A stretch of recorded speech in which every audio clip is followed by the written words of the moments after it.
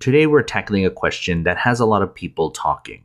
Is the US government using taxes just to control us, even though it borrows trillions of dollars? It's no secret that the US government borrows a lot of money. In fact, the national debt is over $32 trillion and counting. So why do they still tax us so much? Some people think it's all about control. Let's break it down. First, let's talk about what taxes are actually for. In theory, taxes fund public services like roads, schools, and defense. They also distribute wealth to provide a safety net for those in need. But when the government is borrowing so much, it raises the question, why not just borrow more instead of taxing us? Now, here's what the idea of control comes in. Some people argue that taxes aren't just about funding government services, they're about keeping us in check.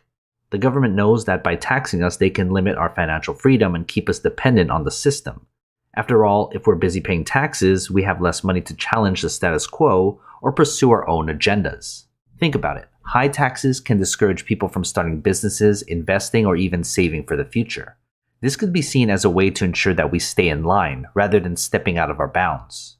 But let's not jump to conclusions just yet. The idea that taxes are purely about control is one perspective, but there are other factors at play. Borrowing too much money can lead to inflation, devalue the currency, and increase interest rates. So, taxes also serve as a tool to manage the economy and prevent it from spiraling out of control. Imagine if the government didn't tax at all and just borrowed everything. The national debt would skyrocket even more, and we could end up in an economic crisis. So, some argue that taxes are a necessary evil to keep the economy stable.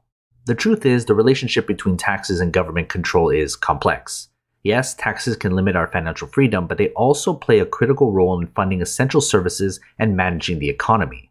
The real issue might not be the taxes themselves, but how they're used and whether they truly benefit the people.